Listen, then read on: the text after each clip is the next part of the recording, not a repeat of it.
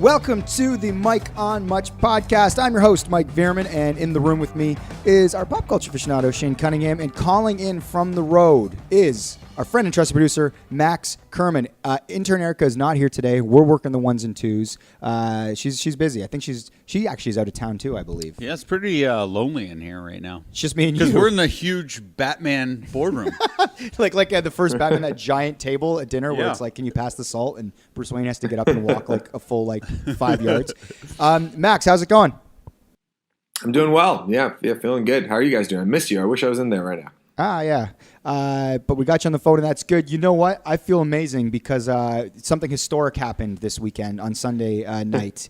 The Toronto Raptors moved on into the conference finals. Their series with the 76ers of Philadelphia has wrapped, but that is not what is historic. What's historic is the way it happened with Kawhi Leonard hitting a buzzer beater at the end of a Game 7 to win the series. The most dramatic and cinematic shot that I've ever probably seen. It's like if you put that in a movie and like a screenwriter said, "Oh, the ball's going to bounce 4 times before it goes in," and the whole arena and 20,000 people are going to just stand still and kind of wait for it to go down, you would say that's bullshit. The ball doesn't bounce like that. Yet, stranger than fiction, it happened. Well, it's never happened before in NBA history. Yeah. Game 7, there's never been a buzzer beater.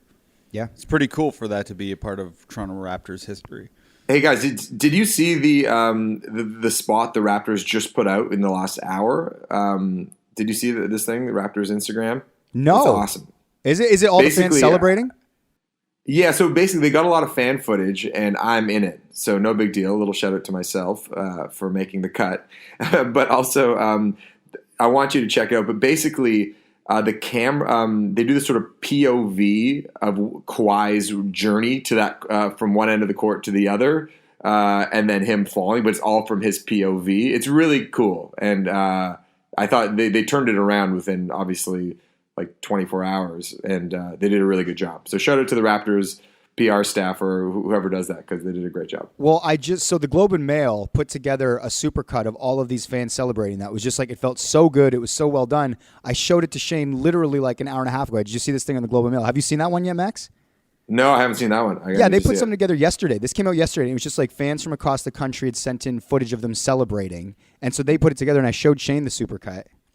And then I just said they have to make a commercial of this. And now they have. But they've included your amazing video. Yeah, Max, you were in the building. So walk us through what that feeling was like in the building. Oh, my God. It was, as you know, it was an incredible game. It was close the whole time. The Raptors were up by a bit, and then they were down. And I was super nervous. And, the last time we went to a game, my heart was pounding the following day. Like, even though we had won, I was still, nervous. I had the nerves. Yeah. And I felt like that for Game 7. I was in a suite. Jeffrey from Universal, the president of the label, he invited me. And it was ended up being a cool vibe. Kaiza, the artist, was there. Jimmy Shaw from Metric was there. So it was definitely a good hang. Manager Ash came, and I ended up hanging out with this dude, and I forget his name, but he manages the act Boy Wonder, and he was friends with Rich Paul. He used to work for Rich Paul, so he was on the phone. And Rich Paul, if you don't know, is LeBron James' agent. He's like a big power player in NBA circles. And Rich Paul was at the game. And so he was on the phone talking to him at halftime. And he looked up. Rich Paul was sitting courtside. He looked up and waved to us in the suite. So I was like, oh, this is cool. And he's also good friends with Tristan Thompson, this guy, because he grew up with Tristan Thompson. Rich Paul is Tristan's agent and Ben Simmons' agent. That's right. And that's why Rich Paul was at the game, because Ben Simmons was obviously playing against the Raptors. And apparently this guy has been on the Kardashian show. If you look at my name on the internet, it's just there's a lot of Kardashian fans that have just identified me as a random guy on the show. So anyway, this guy is a huge Raptors fan, and he grew up in Etobicoke, and just kind of an interesting dude. He works in music now, and I was standing next to him when the last play was about to happen. And he was filming it. And if you watch the Arkell's Instagram, you'll notice there's a guy next to me who's filming the play. When it hits the front rim, he gives up on it. Yeah. And he looks away. And then a second later, the ball drops through the hoop, and we all start celebrating together. And it's this awesome moment where everybody in the suite are just like hugging each other. I think I almost broke my nose because Ruiz, who's Jesse Reyes' manager, he was in there too, and he like jumped on me, and I thought I broke my nose, but I didn't. I'm okay. But it's really funny because all the comments on Instagram and Twitter are like, dude, that fucking guy who gave up on the play, fuck that guy. Like, if Yeah, you're kind they're of all like ridiculing him a little bit. Yeah. They're all killing him. But for the record, he could not be a sweeter guy, and I think most people wouldn't have never assumed that the ball was going to go in. But anyway, don't look away. Yeah. Don't defend him, Max. Come on. He gave up on that was ridiculous. Yeah, I think Really? that guy I'm is good. Stupid. No, you can't defend it. You cannot defend it. The guy literally looked away the minute it hit the iron. Like nobody else did. I've seen every angle of that play, and he's the only one I've ever seen turn his head. Well, maybe my opinion of him is clouded because I had such a good hang with him before. So for whatever reason, I'm giving him the benefit of the doubt. But but sure, I get what you guys are saying too. Yeah, on ridiculous misses when the ball hits the rim and it just goes flying in the air and it's clearly not going in. I'm like, imagine it came down and went in. Like, imagine there was a gust of wind or something. I'm such like a dreamer. So that whole time I was like, what if? What if? Holy shit. And then you're screaming at your house, waking up your kid all of a sudden. Well, this is what makes sports so good too, because it's like every time somebody throws up a heave at like, a half court heave at the buzzard, everybody always watches because it's like if that like that small tiny chance works in your favor, it's really one of like the greatest things you could ever witness, right? So the fact that it rolled around and bounced around the way it did, it was just like it was incredible. Like I'm still happy from it. It's been 48 hours, guys. Every time I look over at Mike's computer, he's watching the shot again. Seriously, it's like it's just everyone understands the history behind this shot. What makes it extra special, right? Did you explain that? I didn't off the top. The Vince Carter Philly thing like 19 years ago. Yeah, like so this exact same scenario the stage was set for this 17 years ago. Vince Carter controversially went to his graduation day.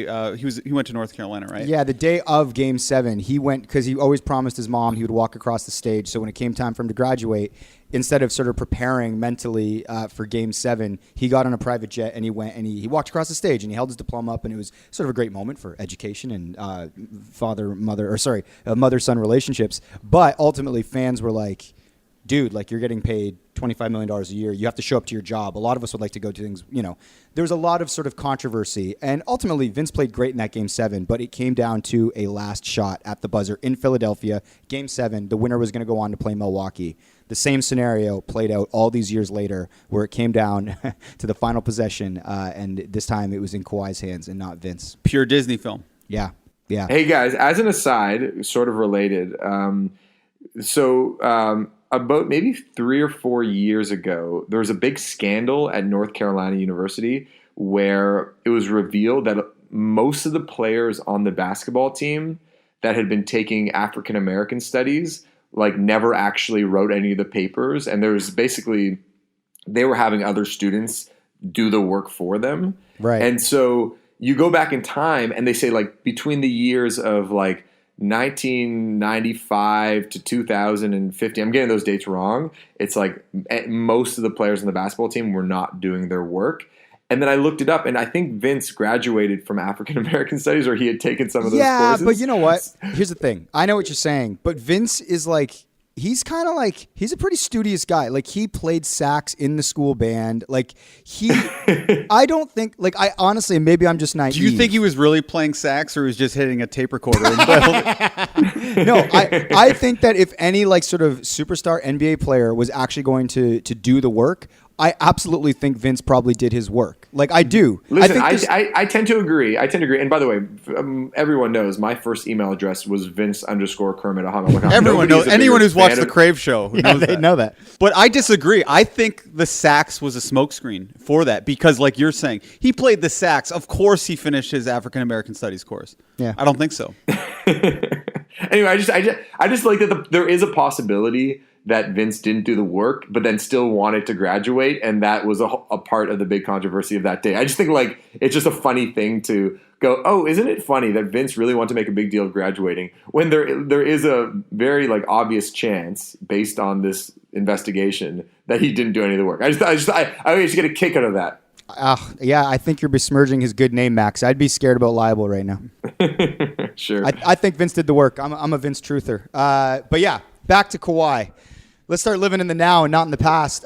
What a magical moment. What a great moment for the city and ultimately for long-suffering Raps fans. I know this has been a really fun sort of half-decade run, but ultimately it kind of always ends with us being humiliated by LeBron or some sort of like depressing way our seasons seem to come to an end. And this year has been, I don't know, man, like that moment is literally like 20 years in the making. It's going to be the 25th anniversary next year, I believe, for the Raptors. And it's just like, it took us so long to have a signature moment. You know, the Lakers always have a moment like this, or Portland with Dame, you know, like a small market team. Like, it's just like, it's never us. Or like Philly gets to go to the finals and take a game off of the Lakers the year that Vince didn't make the shot. It's like, I don't know if we're going to get past Milwaukee, and most people will. Yeah, well, I think everybody thought that like everybody had that feeling in the back of their mind that this is not going to go our way. As Toronto sports fans, it just really typically does not go our way.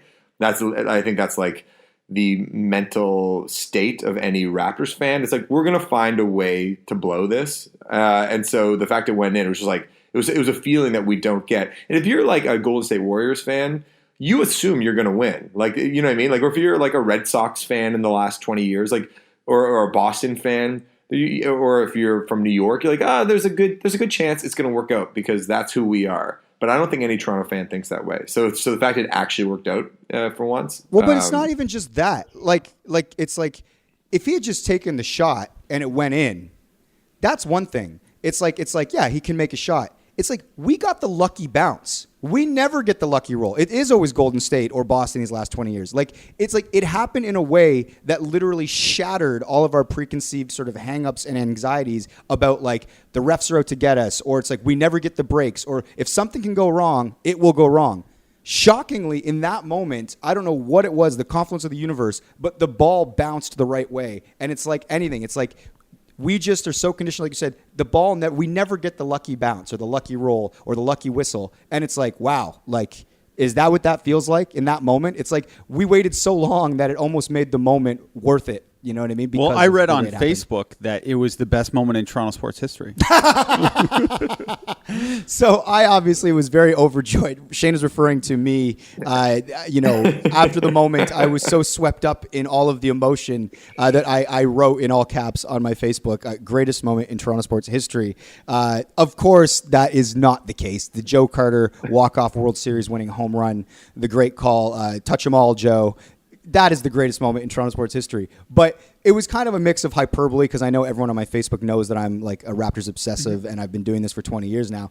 But also it was like, it's just a nice moment. Let's have it. And obviously you were saying, in my opinion, into what I care about, this is the greatest moment in Toronto sports history. So you even though you're not overtly saying, in my opinion, or what's important to me, that's pretty much what you're saying, and everyone knows that who knows you. Yeah. But then you got trolled. Yeah, people jumped on, and it started to make me totally understand hot take culture. I'm like, the reason they want people to go on these shows, like, you know, around the horn or whatever, and have these hot takes, like being like, LeBron James isn't good at basketball. It's like they don't even believe it when they say it, but what it does is it generates people talking about that statement. And it was never more obvious than when I posted that super innocuous thing on my Facebook. Everybody's jumping on the comments going, well, I think Joe Carter has it beat. And there was one comment that was like, this city has 13 Stanley Cups and 2 World Series, and each one of those had their own moments. This is just a second round shot. And I was just like, oh man, I'm like, people really get after this stuff. They would like, if you put out a definitive statement or something like that, people want to argue it. People love arguing about sports. Well, if you had said like greatest sports moment for me, like greatest sports moment for me or something, then people wouldn't have said anything. But because it's like it was sort of a definitive statement, which I think it's always implied that Mike's giving his opinion right after the game and he's had a few beers. Yeah, and like, but what it totally did make me like sort of appreciate why hot take culture like does work, and it is so watchable on TV because sometimes people just want to get angry at other people's opinion. It's like, don't speak for me. How can you say that's the greatest? And some people were saying the Jose bat flip was way bigger than the Jose bat flip. I would accept Joe Carter walk off, Kawhi Leonard, Game 7 winning jump shot, then the bat flip. Well, teams have in the Stanley Cup win, whenever that was, like 1968 Well, this or is the something. thing. 13 Stanley Cups. They haven't won in 60 years. Like the last person that witnessed that in person is either dying or dead. And there was only 4 teams in the league back then. Not everyone even had a TV, so how could it be a fucking moment that like It's like saying Johnny Carson had the highest rated show. There was 2 other stations. So, and other teams have won. Other teams have won the Stanley Cup. That's happened before. A buzzer beater shot in the Game 7 of a playoff series has never happened in NBA history. Okay, here's a question. Okay, I think we can all agree that the Carter home run is number 1. But what do you think? Yeah, so Mike, you're saying that the Kawhi shot is ahead of the bat flip? Because to me, 2 and 3 are up for debate. Like, what would you place ahead, Shane? People have flipped bats before, though. Listen, Max, come on. Okay, so here we go. The reason Kawhi gets ahead of the bat flip for me, people, before you start tweeting at us and shit, is because he ended a series and we're going to the conference final. That Jose bat flip, I believe, was in, what was it, Game 3. It wasn't a definitive moment, but it was a momentum shifting moment. It was very cathartic because if people remember earlier, like I think the inning before, one of the batters hit like Russ Martin's glove and then people started throwing onto the field. So it was like darkest before the dawn. So the home run was like this. Finally, like the umps are fucking us. Everyone's out to get us. And it was a very cathartic home run. And I can't remember if that was, I don't think that was a closeout game though. Was it? No, I don't think it was a close. And there's been a bunch of cool bat flips in sport and history. walk-offs. So I looked the day after the Batista thing. I looked up like cool bat flips in sports history. There's been a million of those fucking home runs where a guy flips the bat and it's awesome. Playoff and situation, I think, is what makes that Jose bat flip so I amazing. agree, but the Kawhi thing has never happened in the entire history of the NBA. I agree, and the Raptors own that moment. For that reason, they're number 2. He called series, Max. I tend to agree with you guys. Also, I think Joey Bats, though, I think the bat flip, like he started like this bat flip movement. Like since Joey Bats did it, like more MLB players do the bat flip. But I feel like he ended it though. Well, no, what it is you're talking about like expression in baseball. Like there's this old school sort of like fan in baseball that doesn't like players to sort of like show up other guys. And so when Jose flipped that bat, it became a hot take talking point of like, is he disrespecting the game? Yeah. Exactly, all that shit. So you're saying, Max, now more players are sort of openly celebratory? I feel like way less. I disagree. That's a hot take that I have, that he ended the bat flips because people started realizing like, oh, now I'm copying one of the best bat flips of all time. And there was a debate whether he should be fined for doing that. Yeah. So players stopped doing it because it's kind of a polarizing move. Another thing I will say, and this kind of supports Shane's point a bit to bump that Kawhi jump shot up the list, is this. Jose's bat flip is one of the greatest moments in Toronto sports history, I think undeniably. This Kawhi thing is actually one of the like most memorable moments in NBA history. Not just because he won a series, but because it's the only time it has ever happened, and the way that the ball fell, it was so cinematic. Like no one who follows the NBA will never not know about that shot. That shot becomes canon. It immediately becomes historic. The bat flip's historic in Toronto, and I think in the NBA, in the MLB, modern MLB. But I think it's like, I don't know. Yeah, I just think that shot by Kawhi Leonard, the way it happened with the situation and everything, I just think that will literally be run, obviously, for the rest of his career. That becomes a career-defining shot in a lot of ways, but also in the larger sort of NBA narrative. If you're just the type of person who's into seeing stuff that you'll probably never see again in your life, that's a cool moment. Like if you're into like solar eclipses or whatever that happen every 12 years, that will probably, if odds line up, will never happen again in our lifetime. Yeah, a lot has to happen for that to... Well, it's never happened in the last 80 years, so... Yeah, I was so happy I was like in the building for it. But one of my favorite parts of the night was seeing Mike and your brother Greg and our friend Dan Hamilton, because we insisted that we needed to celebrate this victory because we worked so hard for it, right? Yeah. So we had to go burn the city to the ground. I actually had to fly to LA. I had to be up at 4 a.m. and the game ended at 10:30. So I was like, all right, let's, maybe Maxi Boy isn't sleeping tonight. We met at an Earl's around the corner, and when we saw each other, we just started celebrating, like as if we had just hit the shot, like a second ago, and we were like jumping together, and it was so cathartic to see you guys, because I know how much you guys are the people who I'd want to spend that moment with.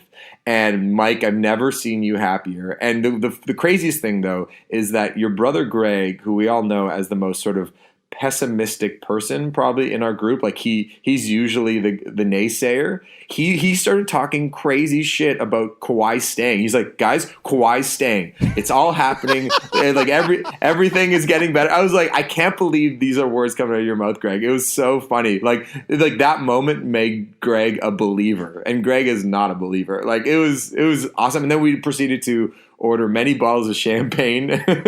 We ordered some shots. It was awesome. But yeah, I would not have changed anything about that night. I had to wake up at 4 a.m. as I said. And I took the flight across the country, and I had to like go right to some meetings and shit. And I was just like really running on fumes. But because the Raptors had won, I was in such a good mood. Like normally I'm a bit of a baby when it comes to that kind of thing, like having to operate on little sleep. But like it really just, I floated through the next day on no sleep because I felt so good. It was truly beautiful, and it was nice. Every time someone else would arrive sort of at the bar, it's like you get to celebrate again. And at all the TVs, they just kept running the replay. And you can't see that shot enough. I've literally watched it probably like 3,000 times. Like I can't stop watching it. Yeah, but every time you watch it, you see something new. Yeah. Or a new angle just makes it even more exciting. Or you're watching it through someone else's eyes. It's very, very cool. Well, the funny thing that we just saw in our Facebook group, in the Champagne Boys group, is that there was a photo of the Philadelphia 76ers bench, and the Nut happened to have courtside seats right behind the bench. And the faces of the players is just like a look of disbelief, and they're stunned. and then you could see the Nut behind them screaming, with like the craziest, screaming, like the craziest expression on his face, and it's like an awesome photo. Yeah, it was one for the ages, boys, and now on to Milwaukee. Mm-hmm. The Nut was reaching out. We were going to drive to Milwaukee on Friday. It was on the table. We started sorting out. It was going to happen, but then Shaney Boy and Greg aren't able to get free and fuck off for a Friday, so we ended up shutting it down. But that's a long drive. It's 11 hours. Yeah, and it was like. It was one of those things, too, where I'm like, man, I've really been like raptoring it up over these last few weeks. And Danica has been a saint. Because, by the way, Sunday was Mother's Day. And it kind of screwed me because I'd been offered tickets to the game. Shane and I were both offered tickets, actually, through work. And we both passed one. It was actually, we didn't even brought this up. It was Shane's birthday on Sunday. Happy birthday, Shane. Oh, thank you. I should have opened with that. No, thank you. Oh, shit. Shane, happy birthday. You didn't say shit, Max. I wasn't going to say shit either. Sorry about that. Fuck, I feel bad. And you've always said happy birthday to me. Sorry, Shane. No, it's fine. No one in the Champagne Boys group said anything either. Oh, Usually there's a dancing cat or something, some sort of GIF sent around, but not this year. But it was Mother's Day.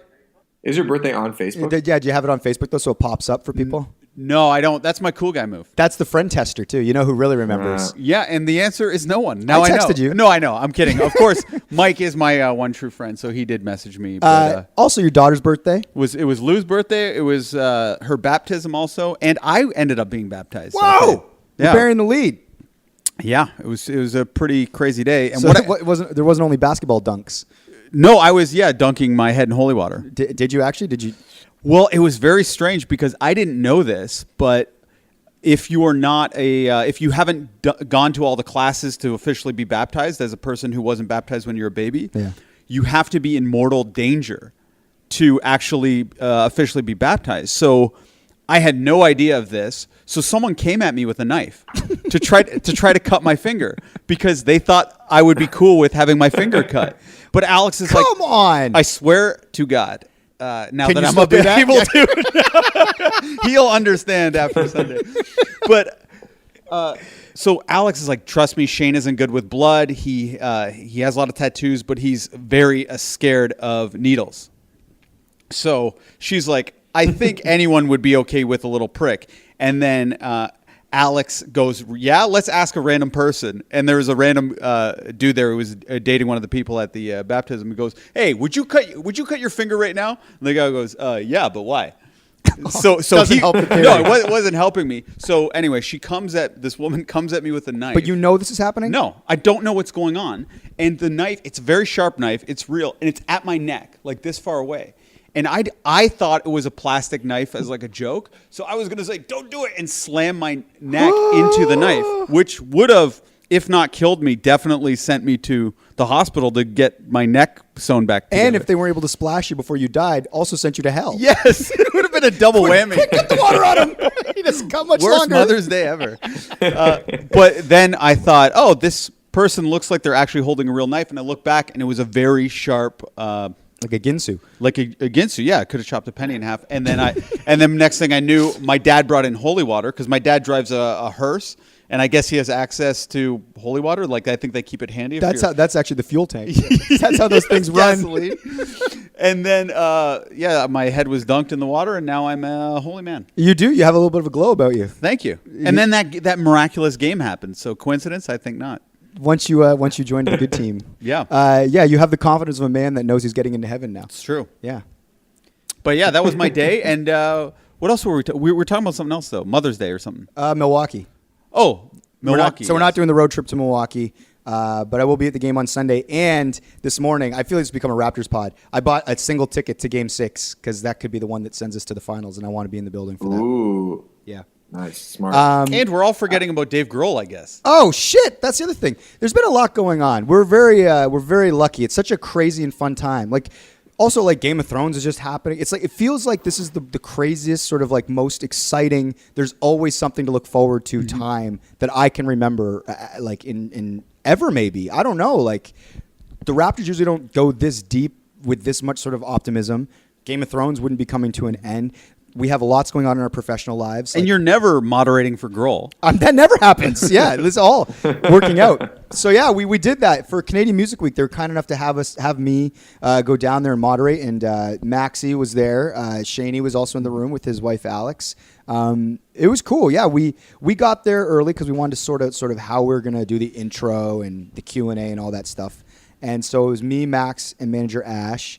And we were kind of hanging out backstage waiting to be like, oh, we'll get a chat in with Dave and his mom, Virginia, who is going to be on the pod down the road because we interviewed her on her own the day before the panel. And, Max, did you have like a nervousness waiting for Dave Grohl to show up? Well, I thought it was a really cool experience. I was excited to see you in action because, Mike, you really were the perfect moderator. You gave a short little introduction and then you moderated the Q&A and you're such a pro at it, and so I was really excited to see you. I was also, it was kind of fun to see and just kind of realize like what a megastar Dave Grohl is, because he's obviously a man of the people, and his whole brand is like, I just like to rock out in my garage. Like that's kind of like what he's about. But we quickly realized that when like 5 Secret Service looking guys showed up backstage, and he was coming through some like back entrance, we're like, oh yeah, no, wait a second, this guy's probably one of like the top, I don't know, 50 most recognizable people in the world, and he clearly needs to like roll with security. So a bunch of dudes in suits, travel with him, and they come ahead, like you said, they scout ahead, like, you know what I mean? It's like the security always gets there before the big star gets there. So then there's like all of a sudden kind of like a buzz. You get that feeling. Yeah. So and then he emerged, and we had just a few moments before the set, before Mike's presentation. Well, what were the moments?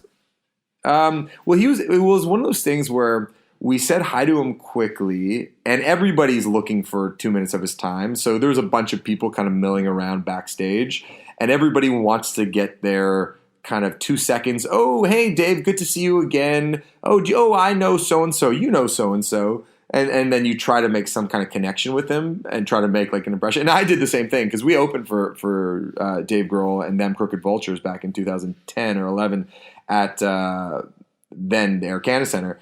And but it was kind of, as soon as I said that, I felt kind of stupid because I'm like, you know what? How many bills has he shared with other random bands in the last 10 years, and it is a lot. There's like probably thousands. So he was like, "Oh, cool." And what else did I mention, Mike? Did I say anything? Yeah, else it was because so we had spoken to his mom, Virginia. We interviewed her the day before, so Max and I had like a connection. So we're like, "Oh, hey, Virginia." We said hi to her. She said hi. Remember us from the conversation the day before. And then Dave's kind of there, and Dave Grohl's tall. He's like a legit like 6'1", 6'2", something like that. Nah, I'd say I'm like maybe 6 feet. That's my guess. 6 feet? I think he was taller than you, Max. I do, but I could be wrong because he was wearing like Vans, like flats. Anyway, he's there, and he's kind of like wedges kind of right in between like Max and I. So we're kind of like in a 3-person triangle. And I remember thinking at that point, man, I hope someone's getting some photographs of this because this is a cool sort of casual conversation. And Max had mentioned them Crooked Vulture things, and I actually have a mutual person that I know too named Matty Green. He's like a mixer down in LA who we went to school with. He's like one of my brother's best friends, and he like hangs out with the Grohls. He like does barbecues and stuff. So I was going to, but then I actually, unlike Max, I'm not going to do that. Instead, I'm just going to ask. I'm going to start out normally. So when'd you get into town? And Dave said, he's like, I got in last night. He goes, and I immediately went to a bar. He goes, and then I was out until 4 a.m. And I was like, awesome. That's like, I laughed. I'm like, that's funny. I go, so what time did you get up today? He's like, well, I'm still on West Coast time. He's like, but I slept until noon. And he goes, listen, man, he's like, I got 3 kids. He goes, so any chance you get an opportunity to sleep until noon? He's like, you fucking take it. And then I said, there's my opening. I go, oh, man. I'm like, I hear you. I have a 6-month-old daughter. I'm a new dad. I'm trying to figure that out. Then he kind of like his eyes like, oh, we can connect on something that's maybe not music or whatever. And he said, he goes, oh, man. He's like, right now, he's like, I'm going to tell you something. He's like, you're in like the sleep training. You're like, oh, she's 6 months. You got to sleep train. He's like, you're going to realize real quickly that you don't sleep train them. They fucking sleep train you, right? And then it's like this kind of parent bit connecting thing. And then I kind of moved on to Virginia. And then Max and Dave actually you guys started talking about a mixer. I don't know. You mentioned somebody you had in common, but then I exited the conversation at that point. Mike, but what I like the most about that whole thing is that you predicted before, like the day before, you said, I bet you Dave Grohl is going to come up here under the pretense of hanging out with his mom and doing this like short little talk, but it's really just an excuse to get away from his family and go up and party in Toronto for the weekend. That was my theory. It's a good theory. That was your theory, and you were totally right. You nailed it, Mike. It was that's exactly what he did. He was like, hey, I got to go see my mom in Toronto. We're trying to sell this book that she wrote a couple of years ago. Because it's so random. It's like Canadian Music Week. The book came out in 2017. And it's like, he's going to fly across the country. He lives on the West Coast. And I was like, if I was Dave Grohl, though, and I had friends in Toronto, I could be like, sorry, babe, like my mom's doing this thing. It's Mother's Day. I got to go do it. She'd be like, okay, that's fine. But then you're just like, sweet. Partying all night. Yeah, go for it, Because he did look sweaty and hungover. He did. Like, from the crowd? Yeah, I was like, he either went out partying last night or he's just old and sweaty like this all the time. Come on. I thought he looked like Dave Grohl. Okay, well, fair enough. Well, my other favorite part about the thing was that Mike had to call on people in the crowd who put up their hand to ask a question. So he said, are you with the beard and the ponytail, or you with whoever? And then at one point, I'm sort of standing on the side, so I can see Mike, but I can't really see the crowd that well. And he says, the blonde lady over there. And I'm like, the blonde lady. And then I look up, and it's Alex asking a question. So Alex and Shane were there, and Mike did the thing where he pretended like he didn't know who Alex was because he's a pro. Of course. But we showed some favoritism to our own, which did. Well, and we needed a little female energy because it was all just dudes asking about their band and stuff like that. I was splitting it up. So I opened with 2 women, then I went 2 men, and then so I actually had a method. I will say this. It's a lot of pressure, like to actually be the gatekeeper that chooses who gets to ask Dave and Virginia a question. So I'm standing at like the podium, and the hands go up, and they're all staring at me. They all have like this look of like hungry people, and I'm the guy with the bread that needs to decide who gets to eat.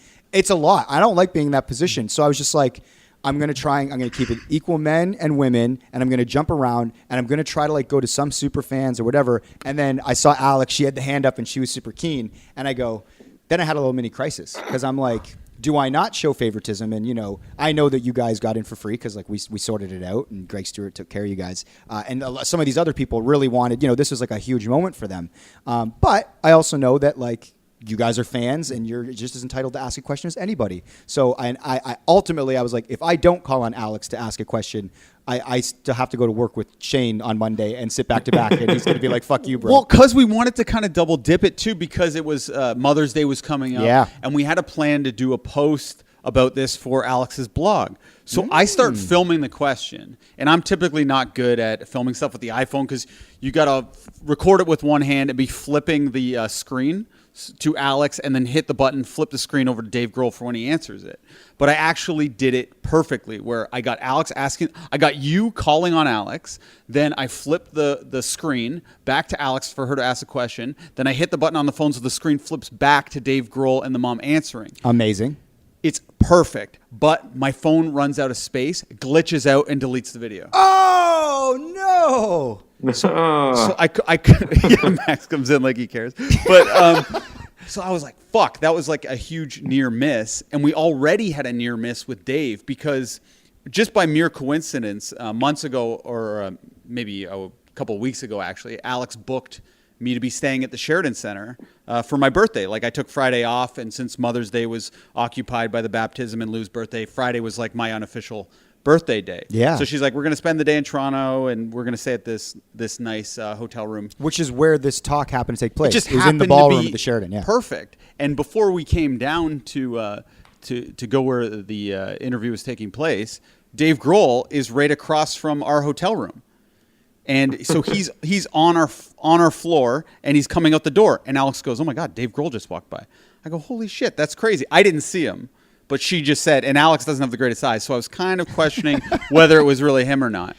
And then after the show with you guys, we go back to our room. We start like drinking champagne and stuff, and then we're about to go to an arcade because part of my birthday wish was to go to an arcade and play NBA Jam and like Pop-A-Shot and stuff. Yeah. But then Alex is like, it's Dave Grohl again. And he's surrounded by security, and he's going to his room. And then security sees us, like, peeking out our room. And then they walk over to us, and they just start hanging out. Like, they're Sheridan security people. So they're like, hi. I'm like, hi, yeah, we're just leaving. And they're like, cool. And they're just standing there waiting for us to keep it moving. But we're, like, stalling because I'm thinking, do I yell, hey, Dave, photo? But I'm like, this is going to be stupid. I'm going to look bad. I'm part of the Mike How Much podcast. And I know we already have a photo with Dave Grohl because you and Max are obviously going to take one. Yeah. So I'm like, fuck it. They'll get the good photo. Let's go. Like, let's not do this. It's going to be a bad look. So we go down, and I start texting you guys because I'm just seeing him was pretty cool. Yeah. I'm like, guys, Dave Grohl is staying across from me in the Prime Minister's suite. Yeah. And you guys are like, cool. I'm like, send me your pic. And you go, there was no pic. He boogied out right afterwards. And I'm like, fuck. So I look at Alex. I'm like, they didn't get the photo. And we're like, shit, do we go to the arcade or do we go back to our room and do a stakeout? So we decided to go back to the room because we want to be like Mike on Much heroes, right? And at That least would get be a photo. amazing. Because we're just thinking like this is going to get so many likes. People are going to love it. A lot of comments. We come back and we pour a glass of champagne, and there's this bench in our room, and we pull the bench out into the hallway that is right outside the door, and we just sit outside the peephole and just look through the peephole and wait for Grohl to come out of his room because security is waiting for any fans trying to do that. But there's a little like eye of the storm where you can be right in the middle if you have a room right across from Dave. You can get to him without security getting to you. Wow. And I'm like, I have my ear to the door. I'm looking through the peephole. Every time we hear a noise, our routine was we pretend we're leaving. But then security's looking and is like, I see what these guys are doing. They're pretending they're leaving every time they hear a noise. And often it was just other people doing that. So I'm like, fuck, Alex, give me the ice bucket. Because security's onto us. I can't keep going out into the hallway. So the next noise we hear, I leave. And of course, it's not Dave Grohl. But I have an ice bucket. So I just walk down towards Dave Grohl's room. And the ice machine is right outside Grohl's room. Yeah. So I'm just like, I'm going to hide in this little crevice and wait. But security starts walking up and they don't hear any ice machine noises. So then I'm like, uh-oh. And I hit, but no ice is coming out. And security's like, ice machine's broken. I was like, oh, yeah, darn.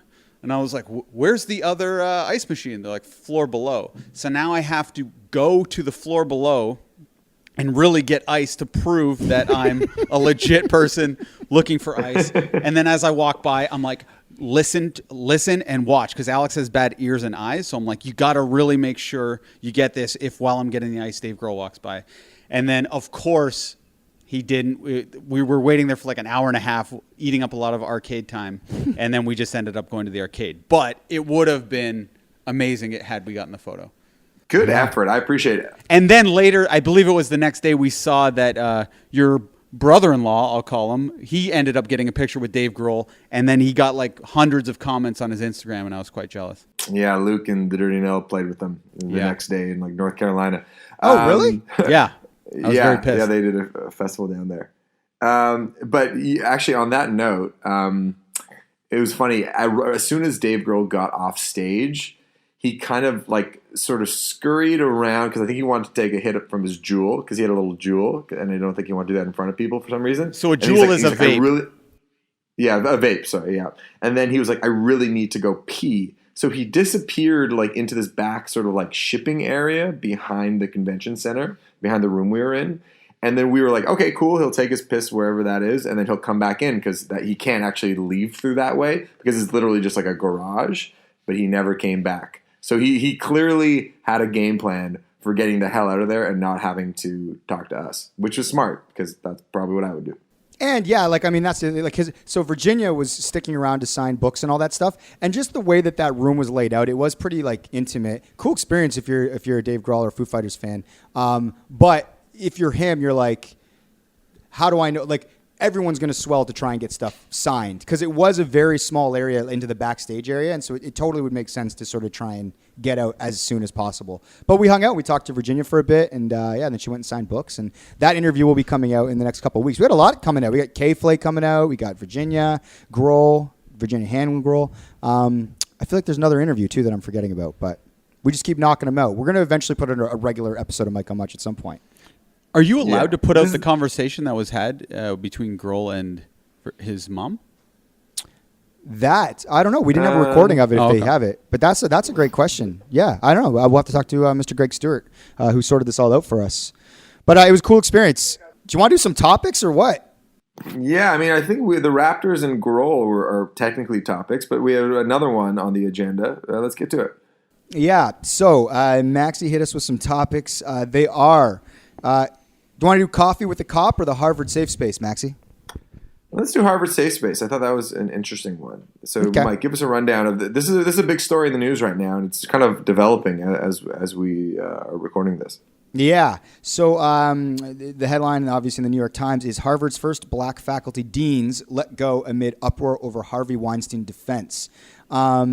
So essentially, like, I guess like when these faculty deans are former alumni that look after like the certain housing where like the kids, I guess, hang out, the students hang out, and you can use them for like they can advise you on your school or like in personal matters. They're sort of like an advisor, Max, would you say? Yeah, and I don't know if he's necessarily an alumni, but he's staff. He's a faculty member in the law department, I believe, at Harvard. Yes. So he's a lawyer. He's a professor. Ronald S. Sullivan Jr. and his wife Stephanie Robinson. They're these deans that were recently let go, and the reason they were let go is because Mr. Sullivan decided to defend Harvey Weinstein in his upcoming trials and case. So he had joined the defense team as like obviously a practicing lawyer, and I guess the students felt that it wasn't a good idea to have somebody that would defend Harvey Weinstein also then be someone in a position to advise the students at Harvard. So the reason this is a story is because Mr. Sullivan and his wife were let go. They will not be retained as deans of of Harvard University.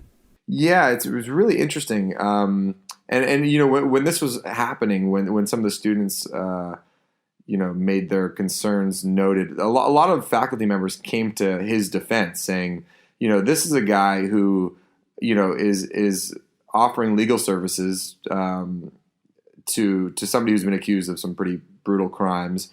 But he's also defended Michael Brown's family, who's a black man who was killed by a police officer in St. Louis. Am I getting that right? In St. Louis. He's been a part of a lot of high profile cases for people that have been found to be mistreated by the police, and also he's defended like terrorists too. So he is a defense lawyer, and he, under the rules of our society, everybody is innocent until proven guilty, even if it looks like it's very obvious, and he's providing that service. But a lot of the faculty members immediately said, this is absurd to have this guy, removed from his position just because he's providing an essential service to somebody who's been accused of a crime. And there's a lot you can read up on it. By the way, like this is like a really interesting conversation that has to do with sort of safe spaces and how the voices on campus and how they have mobilized. But yeah, Shane, I was kind of curious to know what did you read the Times thing?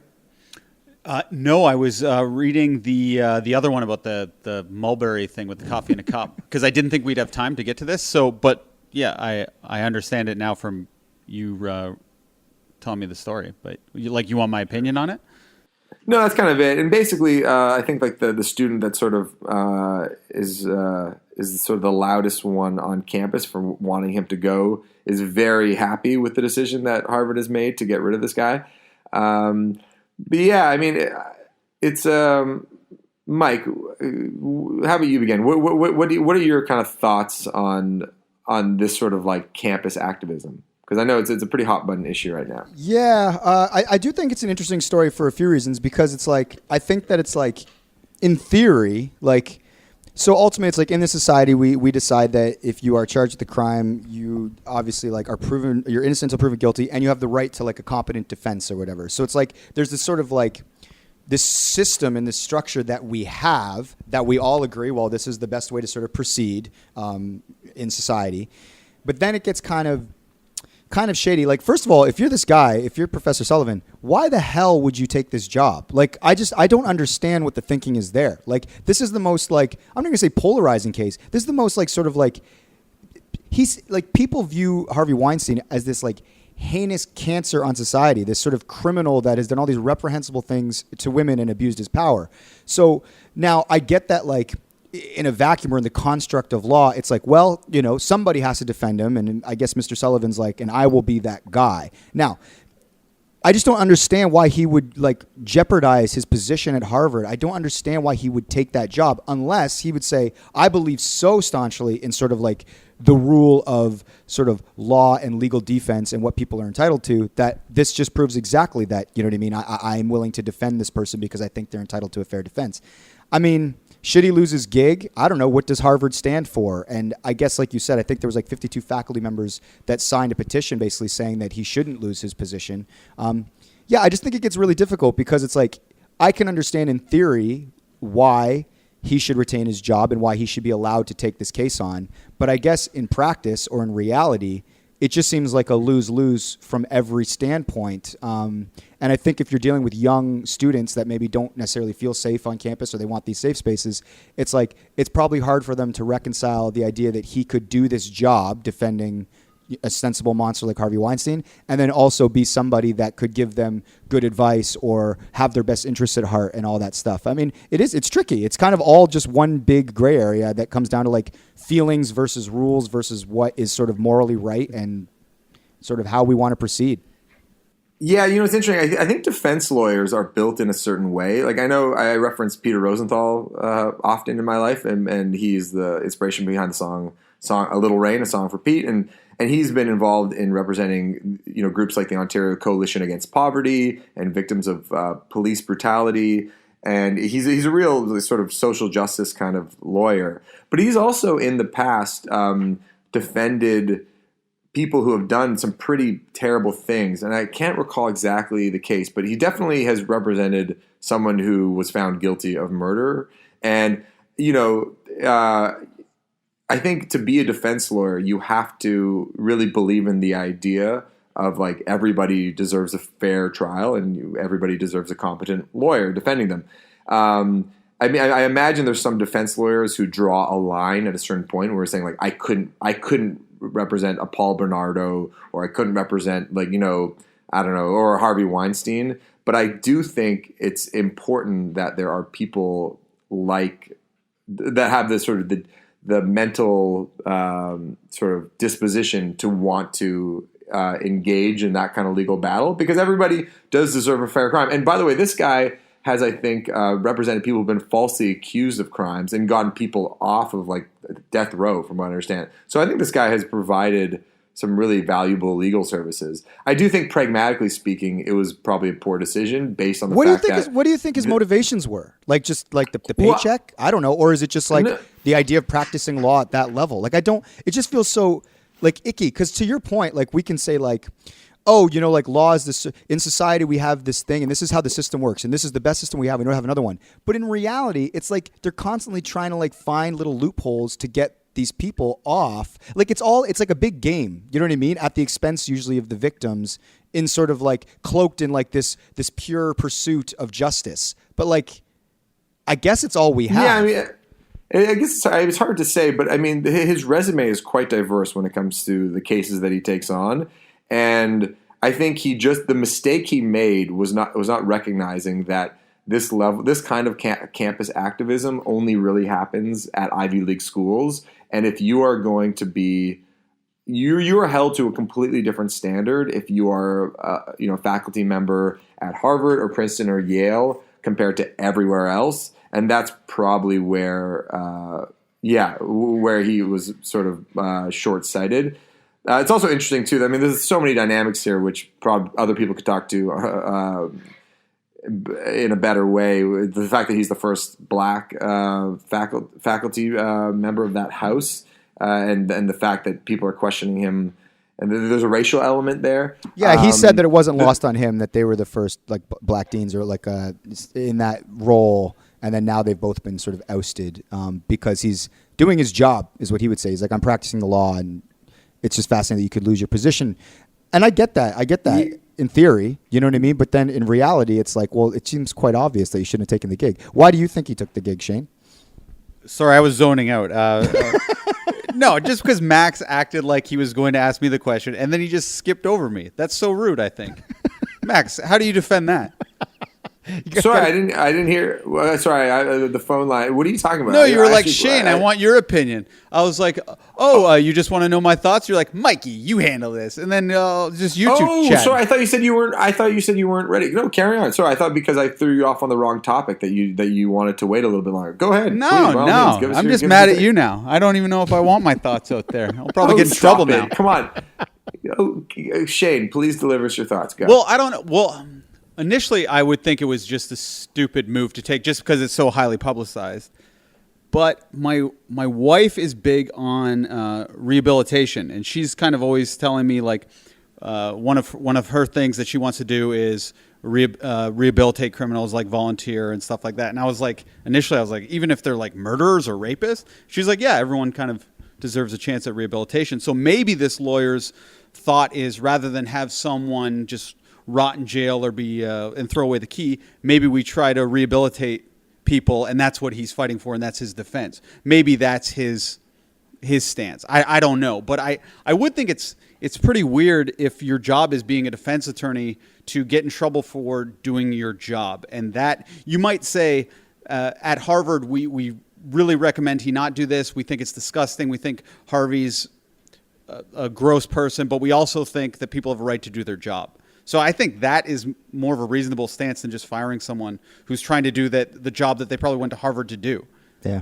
Is that not strange? I think that's why this story is resonating, because it does kind of it hits the nuance of those points where it's like there's this emotional reaction, which really isn't even about Professor Sullivan and Harvey Weinstein. It's more about like, what is a defense attorney's job and what kind of person does that gig, and the way that society is sort of like drifting toward. Because in the past, I think and you'll still see this on Twitter, people are like, listen, innocent until proven guilty. What happened to the rule of law, right? And then there's this whole other sort of vocal wave of people that are like, listen, that shit doesn't work, because that shit favors people with money, and it favors weasels that can get out of shit. They can manipulate the system. So if somebody does something bad, I think we all can kind of figure that out as a society, and then we need to sort of like cancel that person or whatever that is. So this kind of hits this weird thing in people where it's like, one, you have to intellectualize, oh yeah, defense attorneys, that is a weird gig. Somebody did defend Paul Bernardo. Like, they made money off of that guy having to defend himself for a crime that he committed where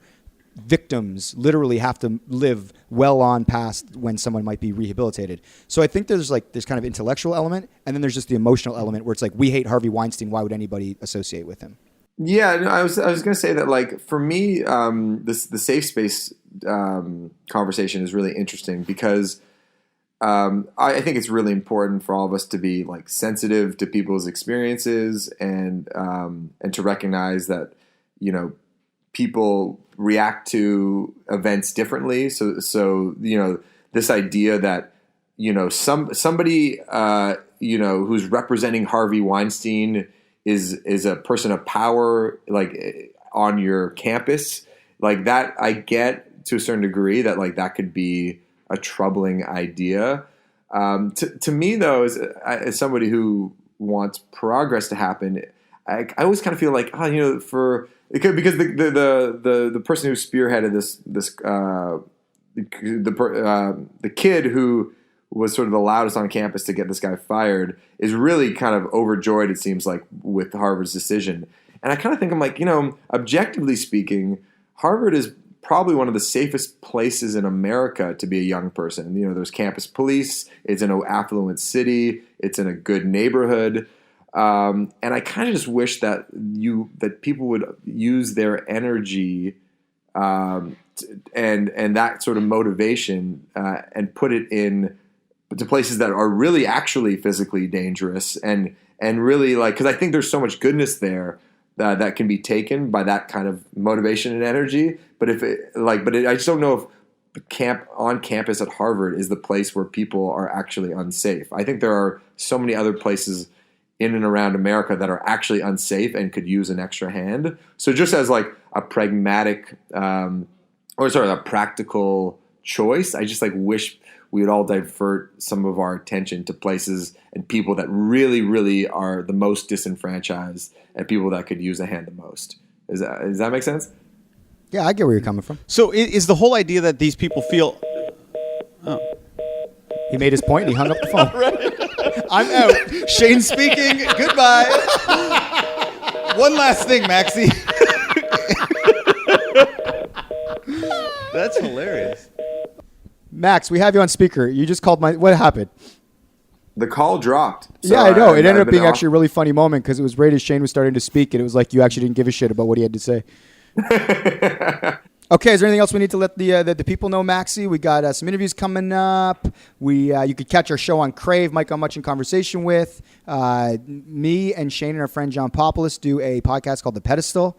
We're actually working on season 2 right now. I think what I'd like to add, just because it is a hot button issue, and I'm assuming that there's going to be some listeners that are going to have some opinions on this. Let us know what you think, or if there's a part of this thing that we're missing, or that we ought to be thinking about, because I like these kind of conversations. And so if there's anything about this Harvard case that you think we should check out, let us know. And I wonder if he was, just as a thought exercise, let's say he was a world-renowned heart surgeon, and he had to Harvey, like, who's obviously in very bad shape, needed to have heart surgery, and he was to perform heart surgery. Would it still be controversial? Would it be like, just let that pig die? I like this as a thought exercise. Yeah. What do you think? Let the pig die or keep him alive?